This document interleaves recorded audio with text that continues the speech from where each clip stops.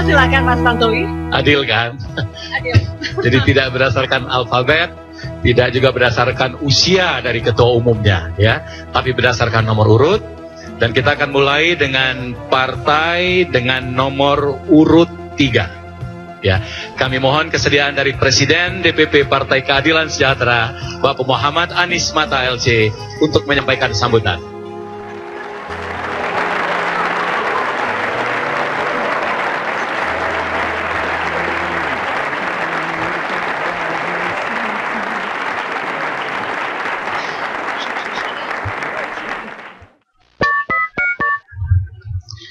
Bismillahirrahmanirrahim. Assalamualaikum warahmatullahi wabarakatuh. Bapak Presiden dan Wakil Presiden yang saya hormati, Tuan Rumah, Bang Ical,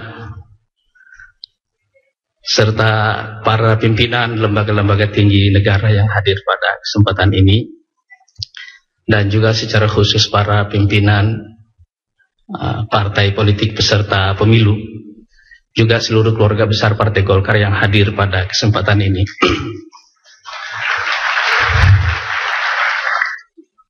Saya ingin mengapresiasi secara khusus ide mengadakan acara silaturahim kebangsaan khusus untuk Bang Ical dan keluarga besar Partai Golkar. Ini adalah ide yang sangat brilian, karena bukan hanya kita mempertahankan tradisi kemajemukan dan kebersamaan kita sebagai sebuah bangsa, tapi juga ini membuat kompetisi politik di negeri kita ini menjadi lebih asyik. Ini mengubah suasana politik kita ini yang selalu saya katakan tiba-tiba berubah menjadi dari dangerous game, permainan yang berbahaya, menjadi semacam permainan yang atraktif, seru tapi tidak berbahaya.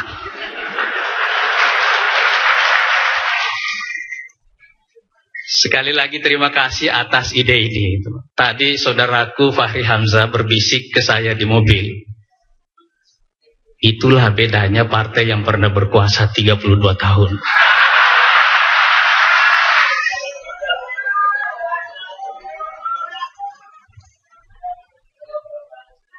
Jadi untuk kembali berkuasa lagi memang pantas-pantas juga.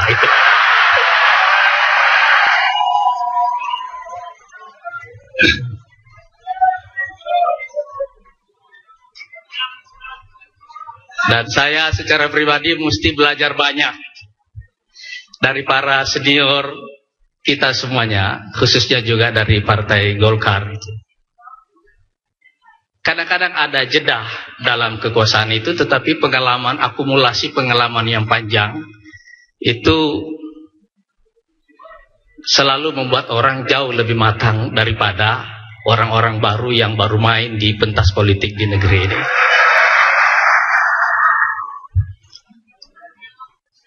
Menyatukan kata silaturahmi dan kebangsaan ini adalah satu semangat yang luar biasa di dalam sejarah bangsa kita semuanya. Kita semuanya menggunakan momen Idul Fitri untuk melakukan perbaikan berkesinambungan dalam hidup kita. Tapi karena ini berhubungan bersamaan dengan perayaan hari ulang tahun negara kita semuanya, momen ini juga sekaligus menyadarkan kita tentang satu tema yang dari dulu selalu saya pikirkan, tentang apa sih core value masyarakat Indonesia itu. Ada apa nilai utama yang ada dalam masyarakat Indonesia itu, dan apa cara berpikir yang membentuk struktur pemikiran orang-orang Indonesia secara umum. Dan saya menemukan dari hasil perenungan pribadi saya yang panjang, kira-kira kita bisa menemukan satu kata yang sudah sering kita rasakan, yaitu kata gotong royong gitu ya. Jadi orang Indonesia itu selalu mempunyai mindset kolektivisme. kalau mereka berbeda, mereka tidak memilih mana yang benar, mana yang salah. Tetapi mereka memilih mana yang baik dari si A dan mana yang baik dari B, mana yang baik dari C, digabung jadi satu. Mereka tidak memilih mana yang benar, mana yang salah, mana yang harus maju, mana yang harus mundur. Tapi mereka memilih apa yang benar dari sini, apa yang benar dari sini, apa yang benar dari sini. Kemudian disatukan. Dan saya kira cara berpikir kolektivisme inilah yang ada di dalam proses perumusan Pancasila sebelum negara kita lahir. Dan saya kira ini dimungkinkan terutama karena kita ini sudah lahir sebagai bangsa sebelum negara kita lahir. Sumpah Pemuda tahun 2008 itu adalah deklarasi lahirnya bangsa. Sedangkan proklamasi 17 Agustus 45 itu adalah proklamasi lahirnya negara. Itu sebabnya saya selalu yakin bahwasanya mungkin ada faktor disintegrasi di negeri kita, tapi itu tidak akan pernah bisa memecah kita sebagai sebuah bangsa. Baik pengalaman kita di masa Orde Lama dan Orde Baru, dapat kita simpulkan bahwa kita sudah melalui semua critical moment sebagai sebuah negara baru. Dan sekarang kita tidak bisa bicara lagi tentang sebuah Indonesia yang rapuh. Dan setelah 14 tahun kita melalui masa reformasi, saya kira kita juga sudah melalui semua critical moment dari proses transisi demokrasi kita. Dan jika ada yang patut kita syukuri dari kepemimpinan Pak SBY selama periode ini, inilah salah satunya. Jadi kita bukan hanya tidak lagi berbicara tentang sebuah Indonesia yang rapuh, tapi juga tidak lagi berbicara tentang sebuah demokrasi yang rapuh. Kita hampir menuntaskan semua kerja-kerja bangsa kita semuanya dalam melalui proses transisi menuju negara demokrasi yang matang ini. Itu sebabnya saya yakin insya Allah pemilu 2014 yang akan datang itu adalah pemilu yang akan mengantarkan kita menjadi bangsa yang lebih kuat dan sudah waktunya memberikan kontribusi yang lebih besar bagi kehidupan umat manusia di dunia ini secara global.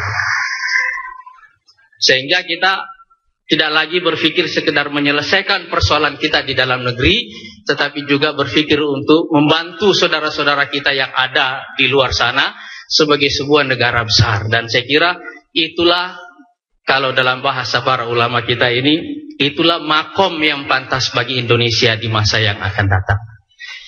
Sekali lagi saya ingin mengucapkan terima kasih kepada seluruh keluarga besar Partai Golkar. Dan dalam momen Idul Fitri ini saya juga ingin mengucapkan minal aidin wal faizin wa kullu amin wa antum bi khair. Mohon maaf lahir batin. Mudah-mudahan Allah Subhanahu wa taala menerima seluruh amal ibadah kita selama bulan Ramadan yang lalu dan menjadi momen perbaikan bagi kita semuanya di masa yang akan datang. Assalamualaikum warahmatullahi wabarakatuh.